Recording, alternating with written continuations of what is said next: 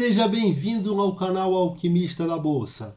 Hoje, dia 2 de fevereiro, voltando de férias, trazendo muitas informações sobre a China e vamos fazer uma análise de como foi essa semana tão importante com reunião do Copom e reunião do FOMC, do Banco Central Americano, do Fed, para saber o que aconteceu na semana e as perspectivas para as próximas. Fique com a gente, veja o vídeo até o final. Bom, a China foi um impacto muito grande na minha vida. Eu realmente fui à China para aproveitar essas férias e também para ver a real situação que vive a China. E a primeira coisa que aconteceu, que eu fiquei surpreso, foi com a organização, o gigantismo e a disciplina do povo chinês. Cheguei, não tive nenhum problema em acessar a China, a alfândega foi muito tranquila, tudo muito fácil, como foi previamente autorizado pelo consulado chinês. Então, esse foi o primeiro impacto: organização, disciplina e gigantismo. E cheguei em Pequim e o meu roteiro de viagem vai fazer com que eu vá até Xi'an, que fica a 1.200 quilômetros mais ou menos de Pequim, desça até Nanjing, que foi uma antiga capital chinesa, e termine o roteiro em Xangai, voltando novamente para Pequim e retornando para o Brasil. Nesse primeiro impacto, eu percebi uma China pujante, com poder aquisitivo muito forte, com as principais marcas, com o pessoal circulando, carros de última geração, alto valor agregado, andando, muito engarrafamento, shoppings muito cheios e marcas muito famosas lá em Pequim.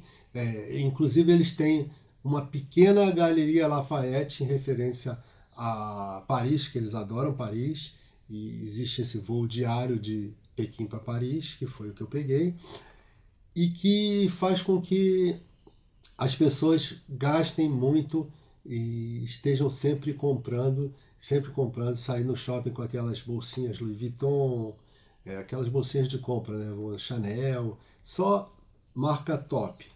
Então, esse foi a primeira constatação. Ao viajar para o anterior, a gente foi outra surpresa, né? Compramos o trem de alta velocidade e numa distância de mais ou menos 1.200 quilômetros, 4 horas de viagem.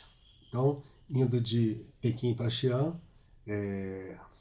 as condições climáticas não estavam favoráveis, muita neve, e o trem teve que diminuir a velocidade em alguns pontos e atrasou a viagem, levou, em vez de 4 horas, levou 6 horas, mas que, de qualquer maneira, é um excelente tempo para uma viagem de 1.200 quilômetros. O que eu percebi nessa viagem? Muitas cidades, muitos complexos de unidades habitacionais, de prédios de 80, 60, 40 andares, completamente construídos, mas inteiramente vazios. Realmente uma coisa muito atípica. Além disso, pude ver também através da estrada estrada ferroviária, que existiam várias obras de construção civil de prédios paradas. A princípio fiquei em dúvida se era em função da nevasca, né? Ou se realmente eles estão parados. Mas pelo que eu apurei, realmente muitas obras paradas na China. Então, ao primeiro momento, se confirma que o setor imobiliário chinês apresenta uma crise, que realmente existe mais habitação do que procura por elas e está tendo uma queda na produção de novas unidades. Mas isso é só um ponto, porque o que percebi ao longo da viagem, chegando até a Xangai, é que a China busca um novo boom de crescimento, busca a saída da tecnologia. Então, pode estar tendo uma rotation, né, de investimento imobiliário para sustentar um crescimento econômico para um crescimento de tecnologia. E não podemos esquecer que o mercado interno chinês é um mundo. Então a gente tem, de uma hora para outra, com o apoio do governo, com incentivos governamentais, esse mercado interno pode fazer com que realmente a China volte a ter crescimentos na faixa de 5, 6, 7%, coisas que o Ocidente acostumou ver a China com essa taxa de crescimento. Então, resumindo, é que a China realmente está uma crise no setor imobiliário, mas apresenta uma forte concentração de renda nas grandes cidades e tem uma busca por uma mudança para o crescimento baseado na tecnologia. E que a qualquer momento o governo chinês pode adotar medidas porque recuperem o mercado de imobiliário e a China possa dar um boom de crescimento incrível. Então isso é muito importante e temos que acompanhar passo a passo. Bom, voltando aqui para a conjuntura internacional, essa semana foi muito importante e foi a semana da super quarta, né? Reunião do FOMC, que é a reunião do Banco Central do Fed, né? Banco Central Americano, para indicar novas taxas, né? O intervalo de novas taxas para as taxas americanas, e ele manteve inalteradas as taxas americanas. Isso foi já esperado. O que não se esperava foi o balde de água gelada que o presidente Jerome Powell jogou no mercado. Disse: não vejo como provável, inclusive totalmente improvável, que haja um corte das taxas americanas em março. Seria inesperado e precipitado. E adicionou a melhora que a inflação continue caindo, como já está desacelerando, mas ainda não está no centro da meta, que seria os 2%, e condicionou também a uma perda de força do mercado de trabalho americano, que continua, apesar de uma pequena desaceleração, continua mantendo o ritmo ainda de crescimento forte. O que um dado que vai sair hoje, sexta-feira, pode mexer com isso, que é o payroll, que vai dizer realmente o mercado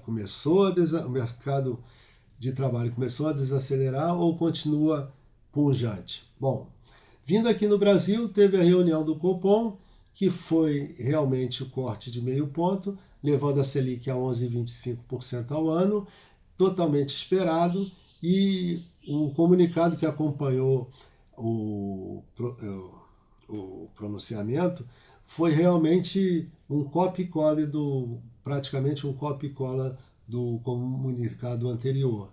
Então, não mudou nada, deixou, vamos dizer assim, a perspectiva de que haverão novos cortes de 0,5%, que é um ritmo considerado adequado para trazer a inflação para a meta. Mas sinalizou que temos que olhar o mercado internacional, que caso haja mudanças internacionais, como por exemplo um corte de juros em março, pode ser que a gente acelere nosso corte aqui. Mas, além disso, sinalizou levemente a preocupação com o fiscal. Então, não mudou muito o que tínhamos antes da reunião. Resumindo, o mês de janeiro foi um mês de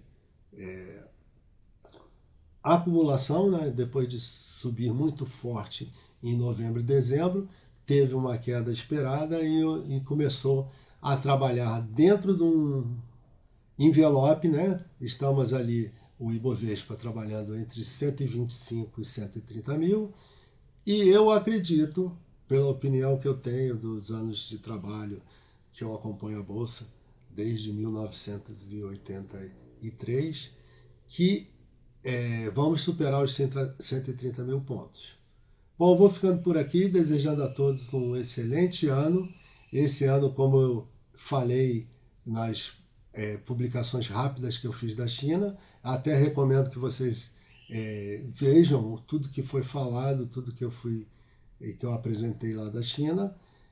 Feliz Ano Novo Chinês, que começa no dia 11 e é o ano do dragão, um ano muito importante para a China. Fico por aqui, desejando a todos uma excelente semana e não esqueça, estamos toda sexta-feira aqui no YouTube, diariamente no Instagram. Fique com a gente, não esqueça de dar like no vídeo, seguir o canal